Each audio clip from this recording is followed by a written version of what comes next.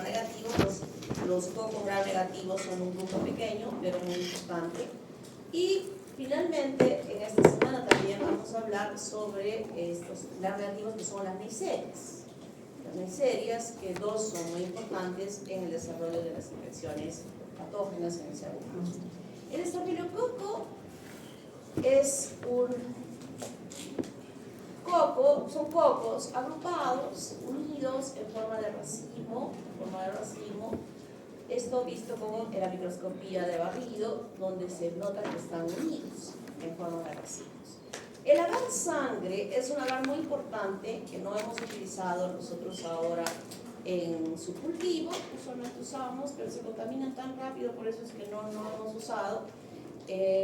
Muy importante para ver una característica más cultural que no hemos llegado a observar, que es la hemólisis. El agar sangre tiene un componente del agar que va a solidificar y que le adicionamos sangre, ¿no? Todavía cuando ese medio cultivo está líquido, pero un poco frío, porque no le agregamos la sangre cuando está caliente, porque ya estaríamos formando otro tipo de agar, que se llama agar chocolate.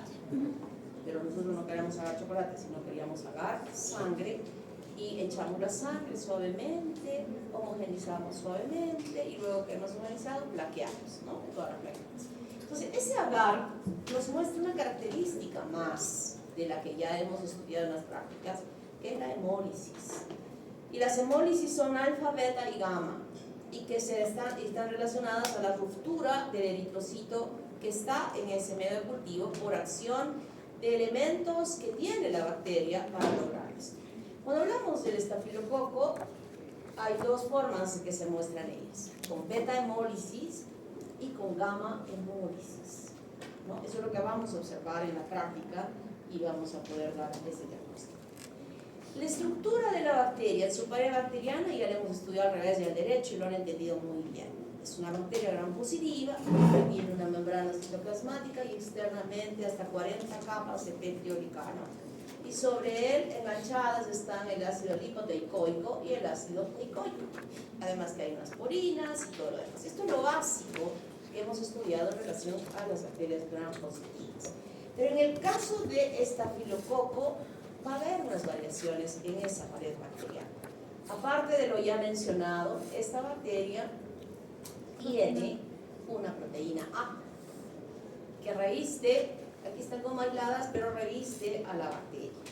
Tiene la enzima coagulasa, que ya está puestecita ahí, preparada laboratorialmente para que pueda actuar como mecanismo de patogenicidad.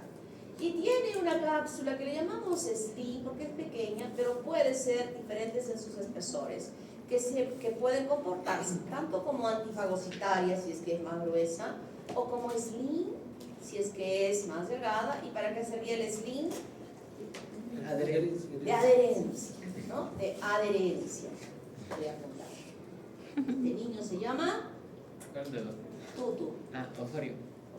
Porque también ha dicho el otro. Sí. Después hablas tú.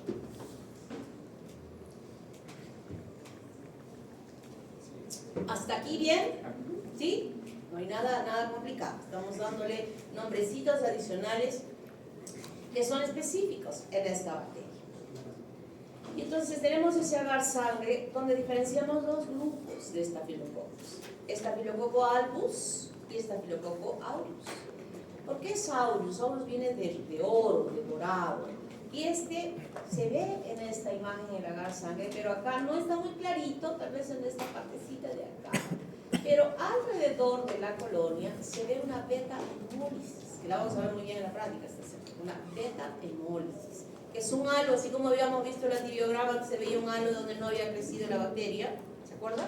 Pero ahora en este caso, en el agar sangre es un halo que está alrededor de la colonia, transparente. En cambio, el estafilococo albus no produce ningún tipo de hemólisis y se le llama gamma hemólisis. No tiene ningún tipo de hemólisis, se llama gamma hemólisis. ¿Y por qué es albus? Albus es blanco, no es dorado. Y aquí hay varias bacterias que son blancas, varias, que son algunas patógenas y otras no lo son con tanta frecuencia. Entonces este agar sangre nos ayuda macroscópicamente ya a poder ver las características culturales de la colonia: convexa, brillante, blanquecina, opaca, no es opaca, no es translúcida tampoco, sino es opaca. Lo otro es mate, ¿no? Es opaca. Mide de 2 a 3 milímetros de diámetro, o sea, no es chiquitita, sino se puede ver, es grande. Algunas pueden crecer más cuando están libres, como en este caso. Aquí miren, se ven más chiquititas.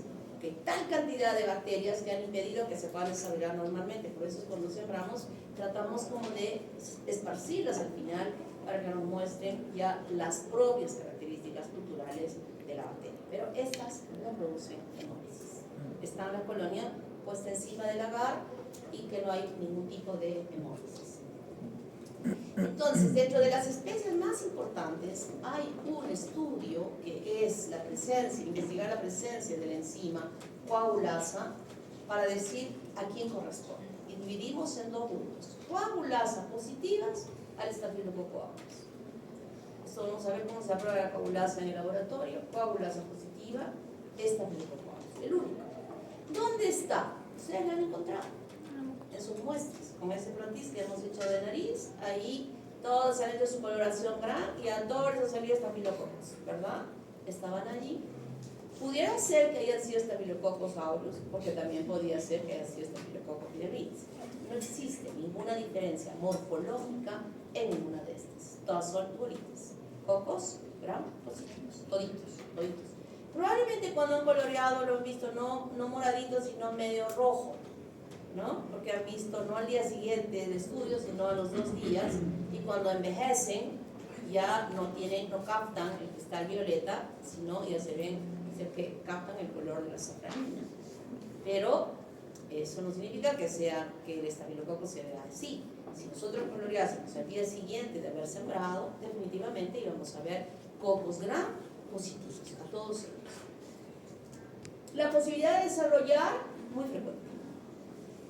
frecuente, donde esté, muy frecuente, pero vamos ahorita a ver en un mapa cómo es que permite que se pueda desarrollar una infección, a pesar de que, cuando hemos visto en la última diapositiva de la penúltima clase, hemos dicho flora normal microbiana, y en piel yo he puesto estafilococo, ¿no? O sea, es patógeno, es una bacteria patógena y es integrante de nuestra flora normal. 2 veces que han encontrado ahí en su muestra el estafilococo estaban supurando con un moco verdoso por la nariz. Nadie. Entonces, ¿qué significa eso? Que está allí y es parte de nuestra flora normal bacteriana.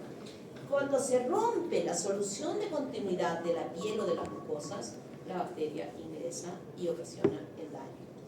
Y dentro del grupo de las coagulaciones negativas está Epidermidis, Saprophyticus, Arbolyticus, Hominis, Immunas, Capitis. Pero de estos, los más importantes son Epidermidis y Saprophyticus. Porque no es muy frecuente, pero es habitual que puedan desarrollar infecciones. En fosas nasales, está en fosas nasales, en piel, en axilas, en la oído externo, la conjuntiva. Esta es una bacteria que también puede, rara vez, ocasionar infecciones a nivel de la piel. Pero donde esta bacteria puede es meterse, estos focos sin importancia, superficiales, y en un fondo que le favorezca, meterse profundamente. Y, por ejemplo, epidermidis está relacionada con el desarrollo de endocarditis bacteriana, que es un cuadro gravísimo. Saprophyticus, su área es el tracto urinario, y también es habitual que produzca infecciones urinarias. ¿Cuándo es habitual? ¿Qué bacteria hemos dicho que le va a dar esta urinaria? Cuando hemos hablado de una bacteria que produce las infecciones urinarias. E. coli. ¿Verdad? Hemos dicho E. coli, infecciones urinarias E. coli. Pero ojo, no solo E. coli produce infecciones urinarias. También pueden participar otras bacterias. Entonces, cuando una persona mayor que subyacentemente tiene una enfermedad que dañe su sistema inmune, o su propia edad, muchas veces su propia edad, ya sabemos que el sistema inmunológico se parece a la curva de crecimiento de las bacterias, ¿no? Así, así, así y así.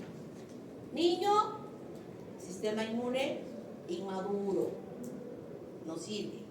Cuando ustedes llegan a la edad de ustedes, ya está en ascenso y tienen una meseta hasta los 40 años, perfecto, el sistema inmune, y todo esto, 40 puede ser un poco menos o tal vez un poco más, depende, mientras nos estemos medicando con todos aquellos compuestos que nos dicen mejora el sistema inmune, mejora el... ¿Quién mejora el sistema inmune? ¿Ustedes han escuchado? ¿Qué mejora el sistema inmune? Las verduras, pero hay como medicaciones. ¿Qué mejora? A ver, había inmunidad activa y inmunidad pasiva. La activa era no. ¿Quién? ¿Qué podemos usar para mejorar el sistema inmune? Tu niña. Las vitaminas. Pero ¿qué tú le das a tu paciente y le dices, a ver, algo natural que has escuchado? A ver, esa niña. Las vacunas, no. A ver, eso ya estimula el sistema inmune.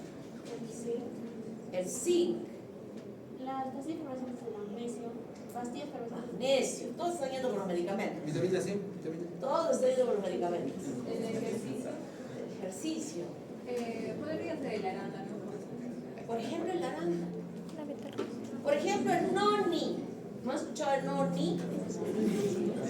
¿No has escuchado el noni? Mejora el sistema inmune. Y definitivamente todo lo que ustedes han mencionado mejora el sistema inmune. Eso es definitivo, mejora el sistema inmune. Pero en el caso, por ejemplo, que sea ya una persona mayor con una enfermedad subyacente como diabetes, que llegue al laboratorio, ¿qué nos llega al laboratorio? Una hoja, es el nombre del paciente y ahí dice examen completo de orina, urocultivo y antibiograma. Eso nos llega.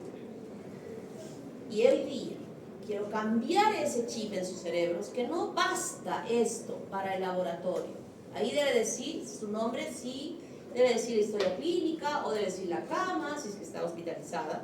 Y además, para nosotros en el laboratorio no sirve que diga la edad y que nos diga el diagnóstico que pueda tener esa persona. Porque cuando a mí me llega solo el Rosa Pérez, cultivo y antibiograma, yo no sé qué edad tiene Rosa Pérez. ¿En qué medio de cultivo voy a sembrar? En el laboratorio. ¿Quiénes han preparado agar sangre? Agar macoque. ¿Qué les dijo su profesor? ¿Para qué servía, profesor? ¿Para qué? Bacilos gram negativos. ¿Quién va a crecer en ese agar? Si yo tengo un examen para estudiar de orina, ¿quién va a crecer allí? Va a crecer E. coli. Pero la señora que es diabética, que tiene 60 años, no está desarrollando una infección por E. coli, está desarrollando una infección por Staphylococcus aureus. ¿Va a crecer en el agar macoque? No va a crecer. No va a crecer. Es culpa del laboratorio el que le salga negativo, teniendo un cuadro clínico bien, le arde, le duele, su orina huele pésimo, ya le duele acá y sale negativo. ¿Es culpa del laboratorio? No, es culpa del médico que no ha sabido ponernos un papelito acá para decirnos que tiene diabetes y que tiene 60 años. Si a mí me llega la orden así, lo único que voy a hacer es utilizar, aparte del agar macoque, ¿qué agar? Agar sangre. O sea, yo debo cultivar esa orina en los dos. Y en el agar macoque no va a crecer, y en el agar sangre me creció. ¿Se dan cuenta? ¿Qué importancia tiene que ustedes escriban en ese papelito 2 datitos más? 2 datitos. Y a mí me pongan la edad, ya no me importa. Pero pónganme el diagnóstico. Pónganme el diagnóstico y la muestra. Bueno, la orina es fácil poder, pero cuando llegan al laboratorio, solo secreciones purulentas. La secreción purulenta puede salir de cualquier lado de nuestro cuerpo. Y para nosotros es importante de qué lugar viene, porque ya nosotros también podemos ir pensando en el laboratorio. Si viene de ahí, puede ser esta, voy a emplear este medio de cultivo para cultivar. ¿Se dan cuenta? La importancia de una información que ustedes alcancen al laboratorio para que su resultado sea bueno y positivo y ustedes hagan un buen tratamiento. Si ustedes no tienen esa información bien hecha, cuya responsabilidad es la de ustedes, entonces el tratamiento, si ese salió negativo, ¿qué antibiograma voy a hacer? ¿Sobre quién? sino creció. Y la pobre señora cada vez lleva una pielonefritis grave con una hematuria galopante. ¿Se dan cuenta qué importancia tiene lo que estoy mencionando? Las demás podemos encontrar en axila, piel, cabeza, brazos, pero es muy poco frecuente que lleguen a desarrollar enfermedades importantes. ¿Qué características bioquímicas y antigénicas tiene que pueden ser utilizadas en el laboratorio para hacer el diagnóstico diferencial de estas tres? La prueba de la coagulación. Esta la hacemos en el laboratorio, se la vamos a mostrar, donde es positiva para aureus y es negativa para estas dos. Producción de DNAsa es positiva para esta, no para estas. Esta no la hacemos acá en nuestro laboratorio, se hace en laboratorios superespecializados. Lo que sí hacemos es degradación de manitol. Positiva para aureus, fermenta el manitol. Negativo para epidermidis, y aquí puede ser variable. Es decir, que algunas cepas del Saprophyticus podrían estar fermentando el manitol, pero no es frecuente, es extraordinariamente rara que pueda suceder.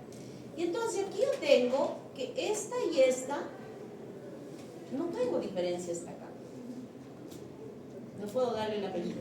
Cuando a veces reciben ustedes un resultado de laboratorio, últimamente ya no, porque creo que todos los laboratorios están bien preparados para hacer, ponen estafilococo SP. ¿Qué significa estafilococo SP? SP significa sin precisar. Sin precisar. Cuando yo veo que un laboratorio me responde así SP, digo, qué horror, ¿cómo es posible? Por lo menos, o sea, no pido que me digan toditas, pero por lo menos estas tres que son importantes. Y esa diferencia la puedo hacer con esta prueba. Si me sale positiva acá, yo ya digo que es estafilococcus coagulase. Y en la colonia fue amarillita y tuvo beta hemólisis, estafilococcus aureus, ¿verdad? Pero si es que me sale esto sin positivo acá, y aquí puede ser que es negativo, porque he dicho variable, no necesariamente tiene que ser positivo, entonces utilizo este cartoncito de nomobiosina. La nomobiosina es un antimicrobiano, que se utiliza solo para el laboratorio. No usamos esto como medicación para el tratamiento porque es muy tóxico, por eso solo empleamos en el laboratorio, pero nos ayuda a diferenciar entre epidermidis y Saprophyticus. Epidermidis es sensible, es decir, que alrededor se va a ver un halo, y Saprophyticus es resistente, va a crecer la bacteria por encima. Entonces ahí ya puedo decir estafilococo aureus, o epidermidis, o Saprophyticus. Ya tengo el nombre de esa bacteria. Estas pruebas se pueden hacer, pero nosotros no las vamos a hacer en el laboratorio, eso se hace en laboratorios super especializados, que también sirven para poder hacer la diferencia. ¿Cuáles son los determinantes de patogenicidad? Es lo que hemos estado hablando, yo estaba hablando, ¿no? Durante las dos primeras clases. Decía que las bacterias tienen sus armas propias, mortales, que ocasionan daño, que pueden estar relacionadas a su estructura, componentes de la pared celular, o la producción externa de enzimas y de toxinas que las elimina externamente y que ocasionan daño. Entonces, el peptidoglicano, esa gruesa capa de peptidoglicano, ¿qué hace? Activación del complemento. Yo voy a ir soltando palabritas, yo no voy a explicar. Entonces, ahí ya deben marquen así subrayado. Activación del complemento para que vayan a leer en inmunología. ¿Qué significa eso? Claro. Agregación plaquetaria. Bueno, esto ya es facilito. ¿Qué significa eso? Que las plaquetas se van a ir amontonando entre ellas, se van a ir pegando entre ellas y van a empezar a formar pequeños trombos. Le van a ayudar muy bien en su patología. Actividad endotóxica. ¿Quién me dice?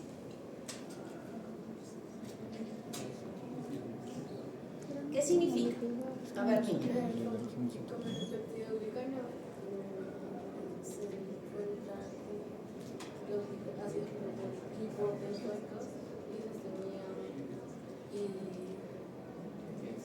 El lípido A tiene una propiedad tóxica y tóxica. ¿Dónde está el lípido A?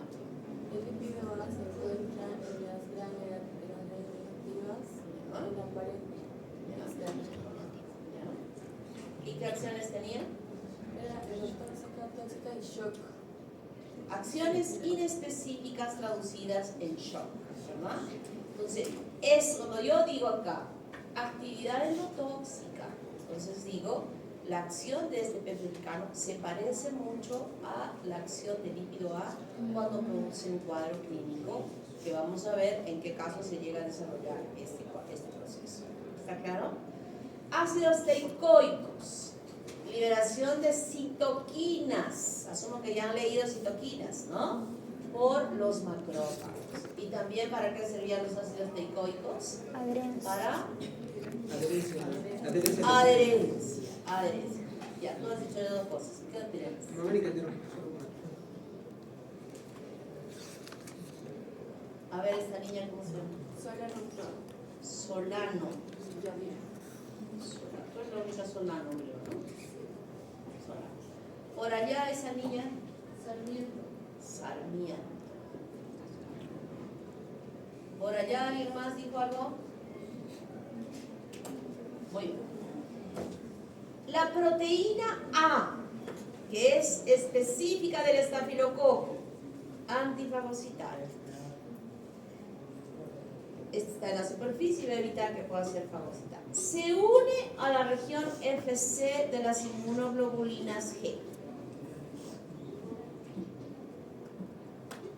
inactivándola. ¿Cuál es la región FC? Fuerte, fuerte. La infracción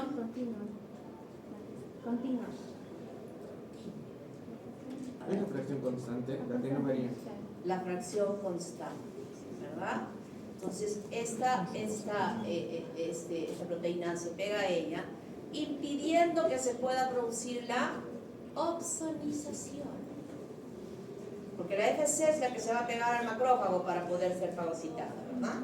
Y la otra se va a pegar a los antígenos específicos. Cuando se pega la FC ya no puede funcionar. Ya no va a servir ese anticuerpo que se haya producido. La cápsula mucoide, como dije, puede ser antifagocitaria y también puede servir de adherencia. Esto es lo que tiene el estafilococo encefalitis. Luego tiene enzimas, la coagulasa. La lesión característica producida por el estafilococo aureus es el absceso. Es la colección de pus circunscrita. Entonces, la coagulasa lo que hace es, en la parte periférica de esta lesión, empieza a coagular, impidiendo que las células de defensa puedan penetrar dentro de él y destruir a las bacterias. Impidiendo que los antimicrobianos puedan entrar dentro de eso. El otro día yo dije bien claro, creo, a veces digo una cosa en una clase, digo otra cosa en otra clase que no me acuerdo. Pero dije que el tratamiento para el absceso era romper la cápsula para que salga la pus y luego lavar y luego aplicar la terapia antimicrobiana, ¿no? Entonces transforma el fibrinógeno en fibrina y de esa manera evita que pueda ser fagocitada. La estafiloquinasa, esta sí va a destruir el coágulo. El coágulo contiene el plasminógeno en plasmina. ¿Y para qué sirve esto? Para que siga avanzando la infección. O sea, no se forma el absceso y vamos a tener un absceso así bien procesito. El absceso crece, lo que se va extendiendo. Coagula y crece, coagula y crece, coagula y crece y se va extendiendo la lesión del absceso. La hialuronidasa rompe al ácido hialurónico y facilita que siga avanzando la infección. Las beta-lactamasas, ¿quiénes son estas? A ver. Son enzimas que van a actuar contra los antibióticos, por ejemplo, la penicilina, que son beta-lactámicos, que es para que se puedan unir a esta capa y poder dañar partes del bacterio. La penicilina, cefalosporina, cefamicina. ¿Qué hace la penicilina? Es la que se une a los PVP, que está en la capa, entonces tiene como que este receptor que es la beta-lactámicos, pero la beta-lactamasa va a inhibir a las enzimas. O sea, las beta-lactamasas actúan inhibiendo las enzimas que van a formar esto, ¿no? Muy bien. O sea, que sí han estudiado. Estudiado para el examen, ¿no? Entonces, mire, esta enzima, que es un mecanismo de resistencia ya de las bacterias dentro de lo que han estudiado, no está dentro de un plásmido. que podría estar pasando de generación en generación, pero no todas las células tuvieron. Pero en cambio la beta-lactamasa está en el nucleoide de los estafilococos. Ya está, ya se metió ahí. ¿Se acuerdan cuando hablábamos de la transformación? Que un segmento de genoma se había integrado al genoma principal. Parece ser que ese mecanismo de resistencia fue pasada de esa manera al estafilococo de hace 20 años, el tronco, del cual se empezaron a dividir todos los estafilococos, porque todos los estafilococos del mundo, no de Arequipa ni del Perú, del mundo, de Estados Unidos, de Francia, de África, de todo el mundo, tiene en su genoma la información de la síntesis de esta enzima. O sea, ya no es que algunos, cuando nosotros tratamos, diagnosticamos que es una infección por estafilococo aureus, no vamos a dar jamás penicilina. Estaríamos haciendo un mal tratamiento. Por más tratamiento empírico que yo voy a hacer, no voy a usar esta droga.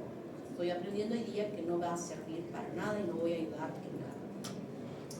Las lipases facilitan la colonización, las nucleosas van a estar rompiendo el genoma de las células y van a facilitar también la invasión de los tejidos.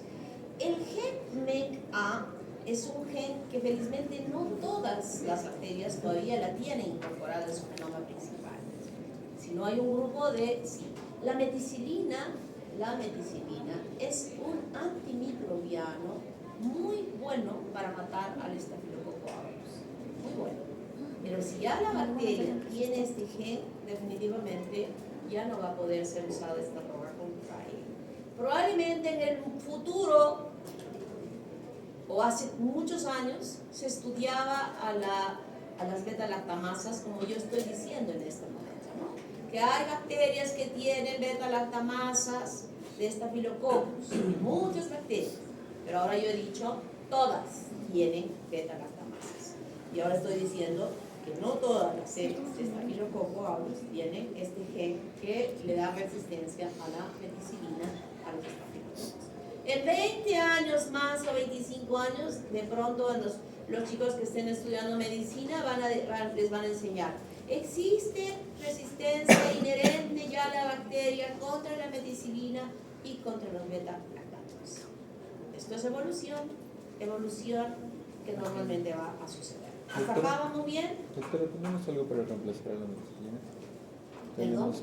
¿Tenemos algo para reemplazar a la meticilina? Sí, de hecho, cada vez, el otro día que hablábamos de los antimicrobianos, los laboratorios no están, ya creamos una y nos cruzamos de manos hasta el próximo año a ver qué cosita preparamos como antimicrobiano.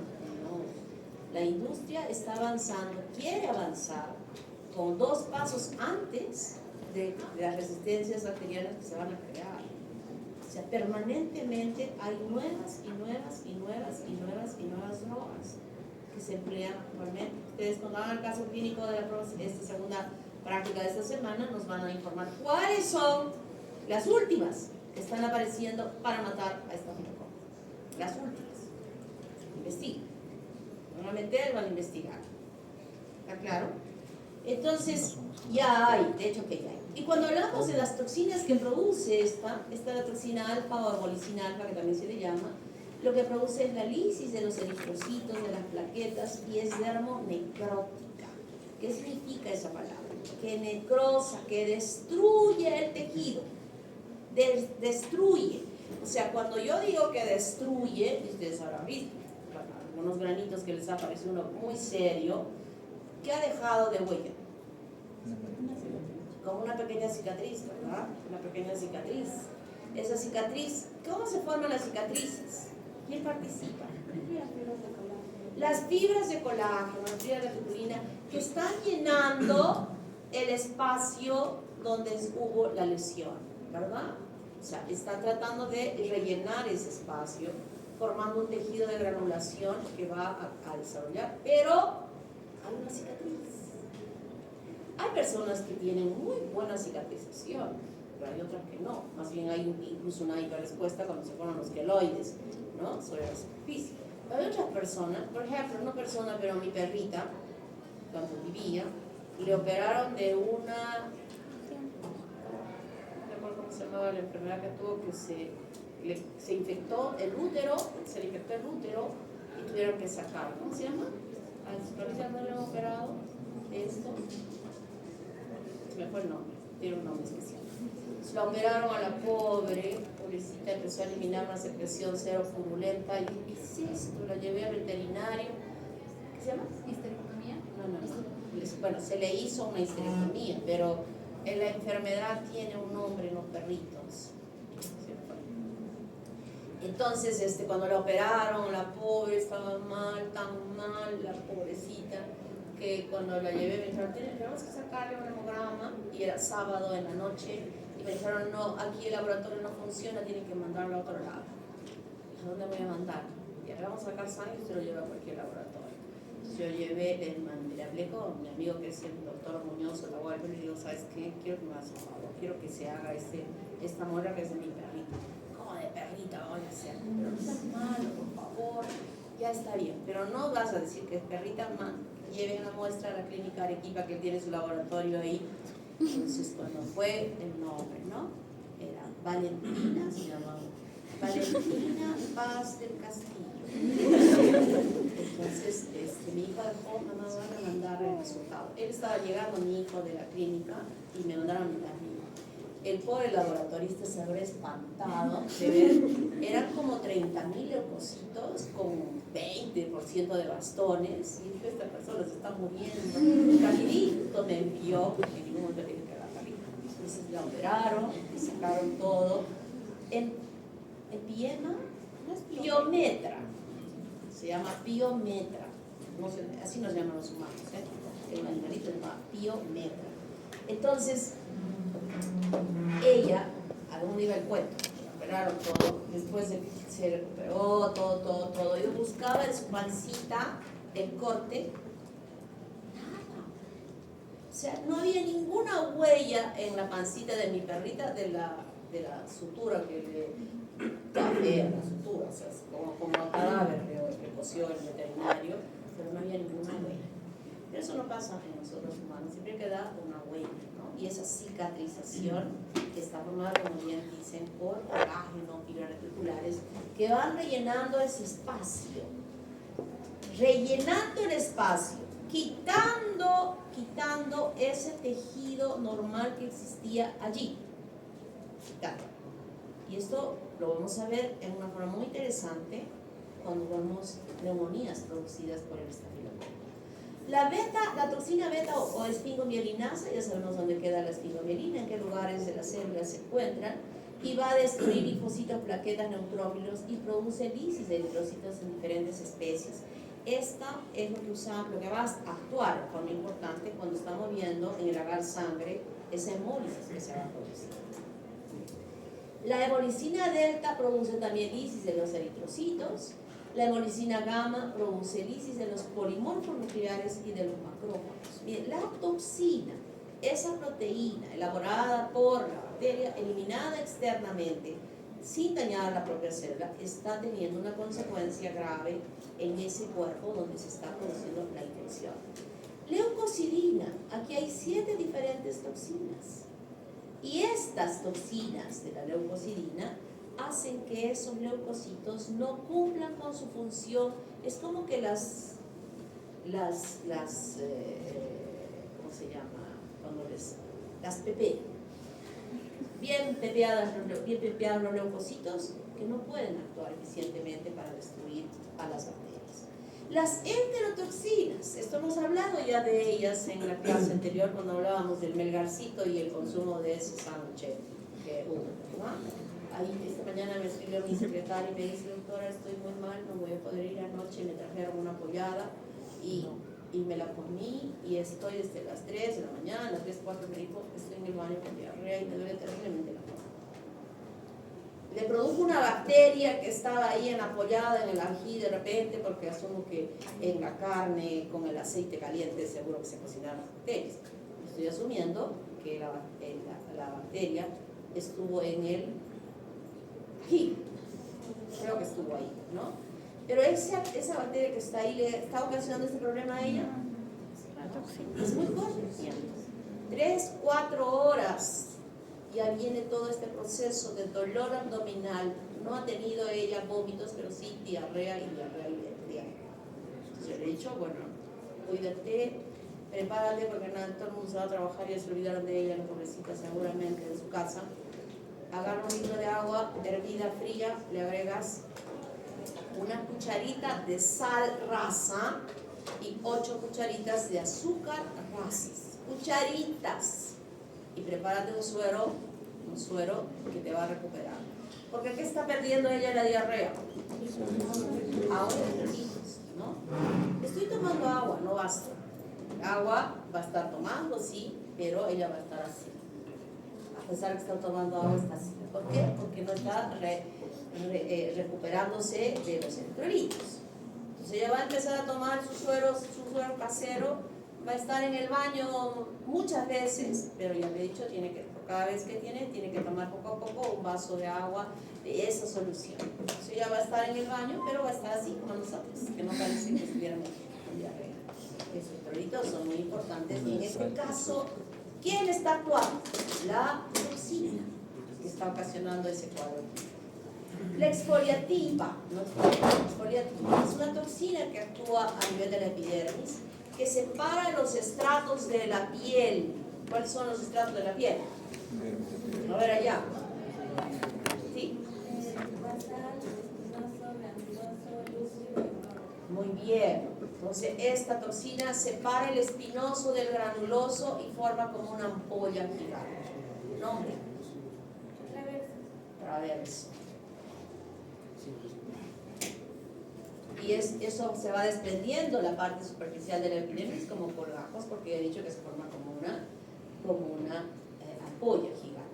Exotoxinas pirógenas, A, B y C. Estas exotoxinas pirógenas producen mucha fiebre en esa persona que está infectada con la bacteria. Es una fiebre altísima que puede llegar a 39, 40 grados de temperatura. O sea, se eleva. El síndrome del shock tóxico, la toxina del shock tóxico, TSST1, produce el síndrome del shock tóxico. Ya sobre esto creo que hemos hablado, del tampón vaginal, ¿verdad? Y no solamente en ese caso, sino también en los casos donde las personas se hacen estos procedimientos quirúrgicos para arreglar sus narices bonitas. Algunos porque les han dado un rodazo ahí jugando fútbol y se le han torcido la nariz. Pero la mayoría de los médicos otorrinos que reciben para hacer la cirugía es para arreglarse la nariz. Visto las fotos, cómo arreglar la nariz cambia totalmente la cara, vuelve más bonitas a las chicas y a los chicos también. Hoy en día ya no solo es de chicas, sino de chicos. Hacerse la, ¿cómo se llama? ¿Qué? Rinoplastia. Y entonces cuando se hace la rinoplastia y se rompen huesos ahí, se rompe todo el hueso, ¿qué hace el otorrino? Tiene que poner tapones, ¿no? Ponen tapones,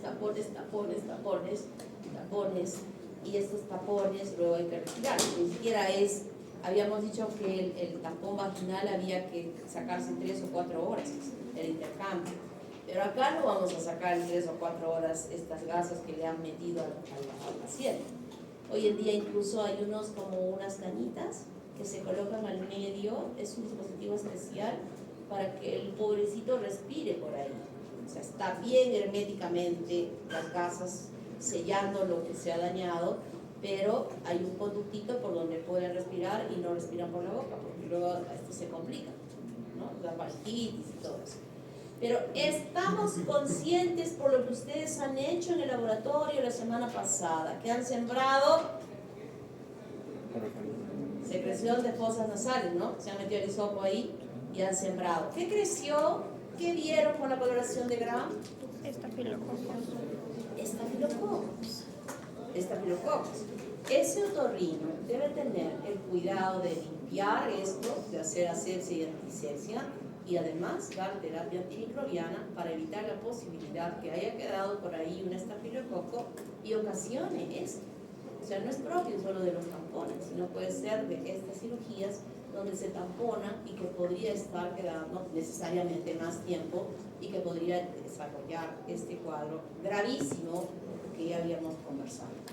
Entonces, en este mapa conceptual podemos decir que el lugar donde se aloja el estafilococo en la piel es en el folículo piloso.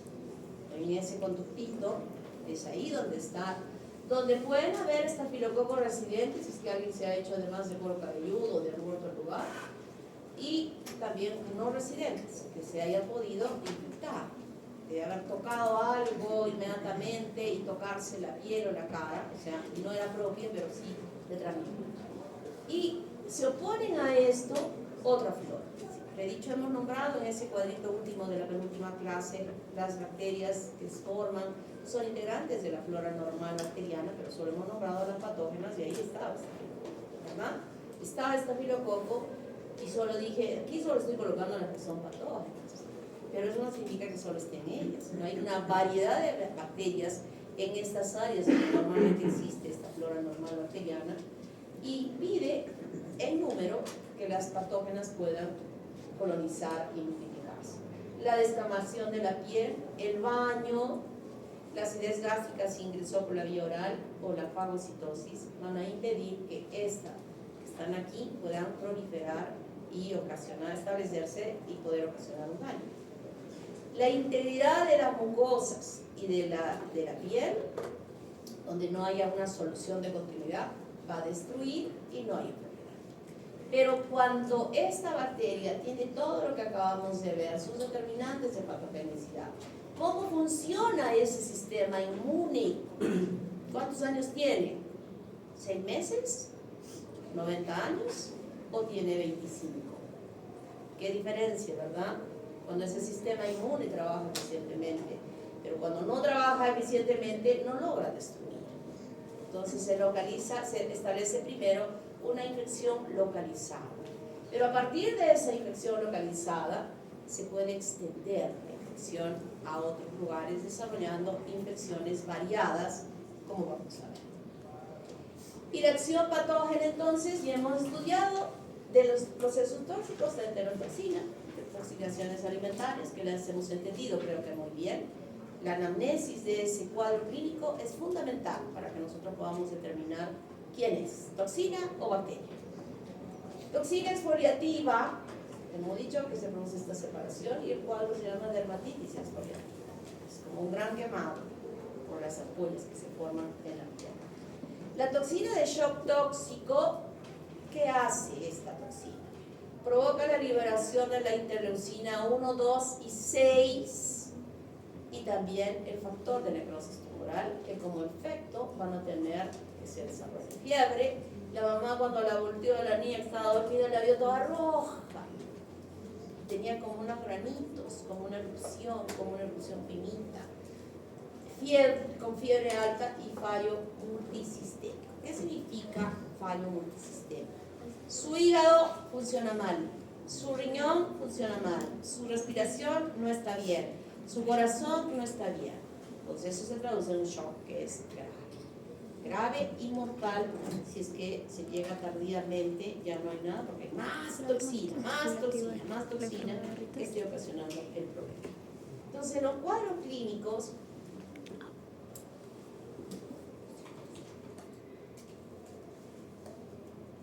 es 10:45, ¿no? Me estaba asustando. ¿Qué vamos a ver? Lugares de infección en piel y mucosas. ¿Qué cuadros clínicos podemos ver aquí? Forunculosis, impétigo, antrax, paronigia. Estos tres en lo más superficial y el antrax y la paronigia ya definitivamente la epidermis y dermis más profunda.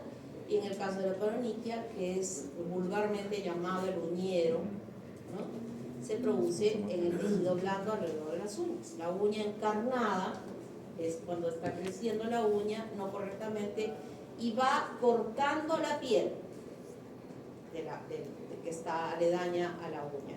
Y al cortarla, esa uña alrededor y dentro hay bacterias. Entonces ahora se rompió la solución de continuidad y se meten las bacterias y provocan esta inflamación grave en la uña. Lo demás vamos a mostrar la imagen para que la vean. Y no tengo lo de uñero, y lo que se tiene que hacer es cortar. ¿Han visto los videos que se ven? Los chinos tienen unos videos muy bonitos para ver cómo se hace. Lo que a mí me extraña es que a veces no sangra. Qué raro que no sangra, ¿no? Porque mete su cuchillita acá, mete, se va hasta el fondo, claro, suavemente, ¿no? No lo hacen. Y de pronto jala y se ve que sale un pedacito de uña con un ganchito. Entonces, eso hace que está creciendo más y eso es lo que les duele y eso es lo que está cortando. Y ya cuando se saca, se han visto cómo le echan agua oxigenada porque se ve espuma, ¿no? Se ve espuma, luego le echa isodine, le echan las cremitas y ya. Eso va a permitir que en un día ya ese dolor horrible que sienten las personas se puedan aliviar. Y ni siquiera se necesita utilizar una terapia antimicrobiana porque solo con la tópica que ha hecho eficientemente es que se resuelve el problema. Entonces, de un foco cualquiera, esta bacteria puede llegar a la sangre. Y hemos visto cuáles son los mecanismos de cómo llega a la sangre, ¿no? A través del hígado, a través de por continuidad, a través de la vía linfática y llega a la sangre. Cuando la bacteria llega a la sangre, va a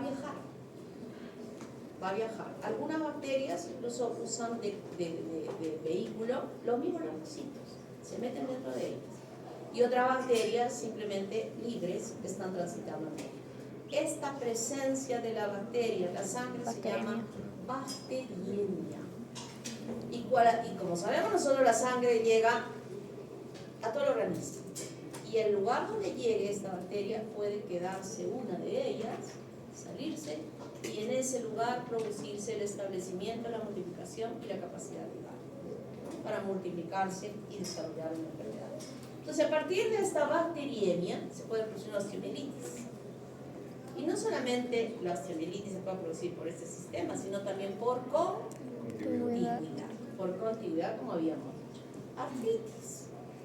Las artritis son las inflamaciones de las articulaciones, que los reumatólogos muchas veces se equivocan, porque están tratando como una inflamación. La artritis reumatoidea es una inflamación de la articulación. Una cosa es inflamación y otra cosa es infección. Cuando hablamos de infección, estamos hablando de que está presente un microorganismo. Cuando hablamos de inflamación, estamos hablando de una respuesta del sistema inmune que va a hacer una inflamación. ¿Significa que entonces cuando hay infección no hay inflamación? Claro que hay inflamación, se suman los dos.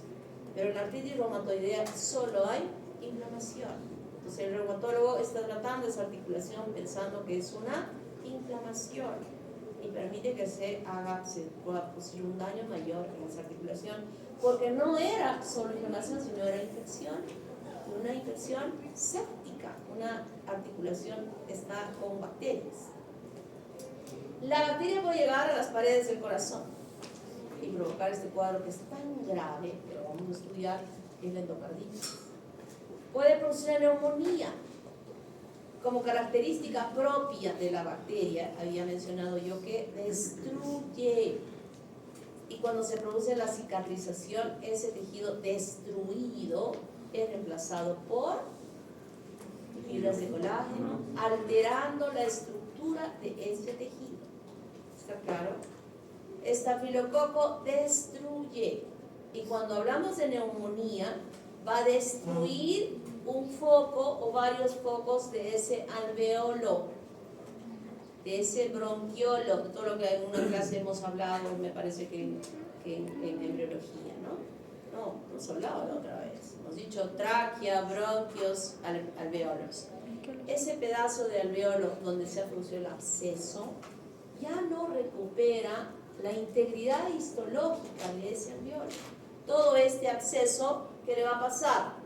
Va a cicatrizar y va a colapsar.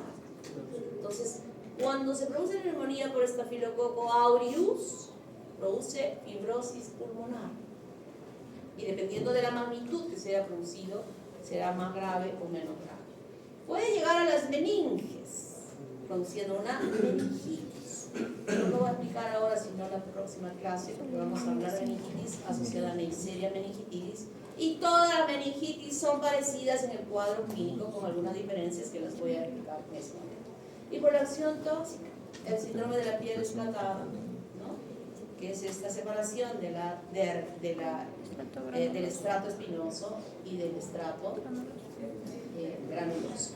El síndrome de shock tóxico, creo que ya lo hemos hablado, y también hemos hablado de las intoxicaciones alimentarias. ¿Qué es lo que realmente mata en la meningitis? ¿Qué es lo que ¿Realmente mata en la meningitis?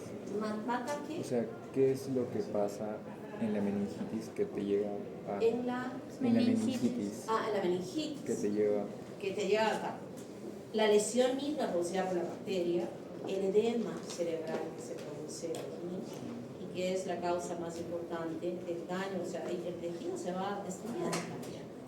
Entonces, las consecuencias son algún área de tu cerebro que no esté bien, que haya sido destruida. Sabemos nosotros que el cerebro tiene todas las áreas ocupadas para todo. O sea, aquella área que esté va a empezar a dejar secuelas de aquello que se dañó. No va a hablar, no va a ver, no va a oír, va a perder la conciencia, o sea, no, va a ser como un retrasado, ¿no? Puede tener diversas secuelas, si es que sobrevive a la infección, si es que sobrevive con diversas secuelas. Y eso es lo que tenemos que evitar, que avance a poder ocasionar secuelas. Vamos a estudiarlo bien la próxima clase. El impétigo son infecciones, mientras que los forúnculos son lesiones ya. ¿Quién no conoce? ¿Quién no tiene un forúnculo en su cara? Todos hemos tenido forúnculos en la cara, ¿verdad? En las mujeres, cuando vamos a menstruar, de pronto aparece ahí uno, la que nunca tiene, ¿no? Hay otras personas que tienen más porque su piel favorece a que se dé. Entonces, ese forúnculo son infecciones que se llaman forunculitis. Pero el panadizo es una lesión de pseudomorfo, de tejido celular subcutáneo, y que además hay secreciones purulentas en él. Y el impétigo, que ya no es un forúnculo, es una lesión más extendida, superficial, que hay una diferencia importante en este daño, que son lesiones aisladas que se pueden dar en las manos, en la cara, que tienen una costra negra, como esa. Esa imagen de solo ver, yo digo que ese impétigo es producido por Staphylococcus aureus. Si fuese la costra marroncita como la miel, estaríamos hablando de una costra melicérica, y quien produce eso es el Streptococcus pyogenes. Bien, clínicamente, sin laboratorio, esto ya me ayuda y me orienta a qué tipo de terapia voy a emplear en este caso. Síndrome de la piel escaldada. Le cortaron el muñón con algún instrumento infectado. Se infectó el muñón y la reacción fue esta.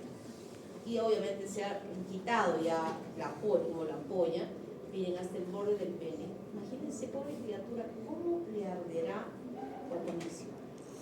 Terrible. Esta es la foliculitis. Y este es el anthrax, que una de las lesiones aparece así. Es un absceso que se coloca acá en la nuca, con múltiples orificios de apertura, es a nivel de tejido celular subcutáneo, donde se forma el absceso, con múltiples, como una espumadera por donde sale la pus. Cuidado que este no es el anthrax del carbón. Esta es la lesión del anthrax que se produce por el estafilococo. Estima, miren, son lesiones negras. La erisipela y la celulitis son lesiones que se producen, que hay una diferencia. La erisipela, miren, acá hay un borde neto, ¿verdad? Esto es normal y esto está tomado. Ocupa solo la capa más superficial de la dermis y está circunscrita la lesión. En cambio, la celulitis es más profunda y todo está hinchado y no hay un borde preciso para delimitar. Ojo, que en esto, tanto en la erisipela como en la celulitis, no solo estafilococo produce esta infección.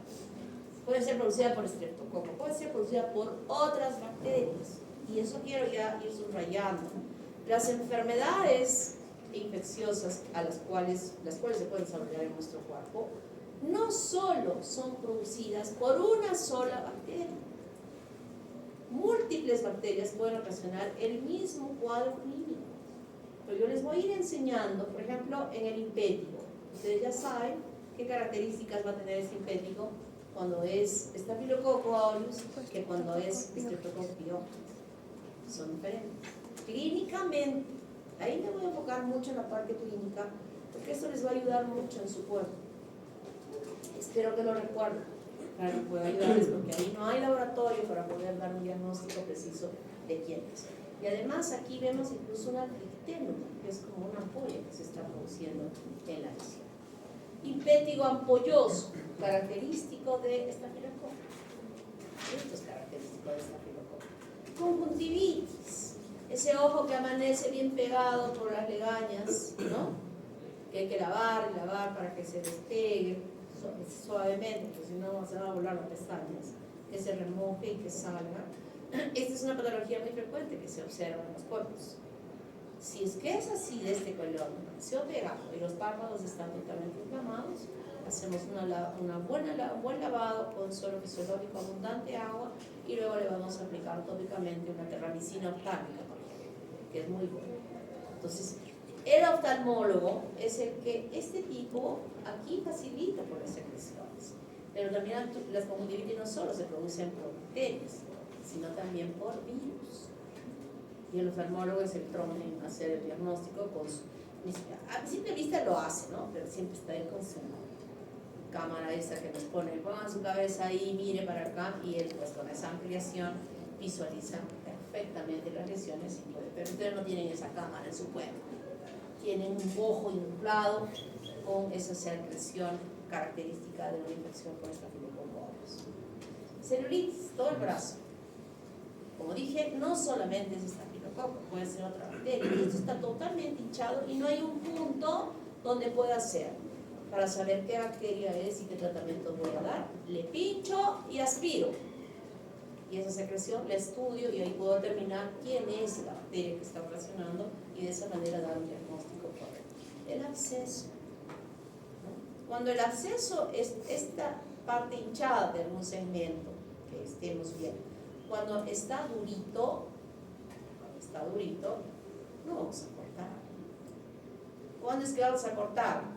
Cuando lo durito está blandito. Ahí vamos a cortar. No voy a cortar acá, si es que, pero ya aquí que está incluso saliéndose abierto acá, de hecho que ya está blandito, ¿no? Cuidadito que digan, la doctora Noemí nos ha dicho que tenemos que cortar cuando hay absceso. Pero el absceso está, todavía no hay una colección de pus, solamente está hinchado, doloroso, caliente. ¿Qué puedo hacer para esto? Sí le puedo punzar y sacar el líquido para estudiar. Y sí, esto hinchado, rojo, caliente, sí va a poder recuperarse con la terapia antimicrobiana solamente. No necesito cortar. Pero cuando ya se forma la colección de pus, está blandito, pues ahí sí puedo cortar porque la terapia antimicrobiana que voy a usar no va a servir de nada.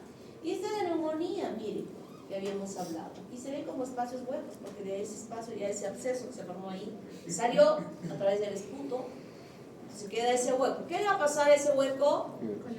Se va a colapsar. ¿Qué está haciendo? Está disminuyendo la parte funcional de ese pulmón, provocando una fibrosis pulmonar y dependerá de la magnitud de esa extensión. Diferente a estreptococo. Estreptococo se llena el alveolito de pus, todos los alveolitos se llenan de pus y luego los alveolitos sale la pus por los conductos, se expectora, se elimina lo que se puede eliminar y lo que está ahí es el sistema linfático el que va limpiando. Y el alveolito queda después de una infección por estreptococo, otra vez el alveolito bonito. No se altera la histología. Diferente al estafilococo que destruye el tejido. Y entonces en el diagnóstico nosotros vamos a hacer una coloración de gram y nos encontramos con coco gram positivos. Cultivamos y hacemos la prueba de la catalasa. ¿No? ¿En qué consiste? Que le vamos a echar una gotita de peróxido y va a producir oxígeno y agua. ¿Cómo veíamos el oxígeno? Como burbujitas. Luego que hemos hecho eso, separamos de los estreptococos, que son negativos. Y ahora seguimos con la fermentación de la glucosa, que usualmente no lo hacemos, pero esta fermentación nos puede separar a los micrococos, que son negativos, y sí a los estafilococos. Luego de los estafilococos vamos a usar la prueba de la coagulasa y la prueba del manitol, que si es positiva, ya decimos es auris. Pero si es negativa, usamos el cartoncito de novobiosina, y si es sensible, diremos Staphylococcus epidermidis, y si es resistente, Staphylococcus aureus. Y cuando damos la respuesta, decimos Estafilococo SP. Vamos a decir aureus, epidermidis, los propíticos, que son los más importantes para estudiar. El tratamiento 10:45, ¿no? Bien. Miren, no, para una foliculitis yo no le voy a dar esto. Esta es la secuencia de lo más simple a lo más grave de la infección que se pueda desarrollar. Por favor, ¿está claro? Estos que los tengo que guardar para los casos más graves. Pero a un PET digo, no le voy a dar pues esto. Le doy esto más sencillo. ¿Está claro? Y bueno, en el caso clínico que vamos a hacer, que ya tiene ya revisaron sus guías de práctica, están ya colgaditas. Nada de copiarse. No puede copiar, claro que sí, pero no con intenciones malévolas de que hay alguien afuera lo que esté viendo.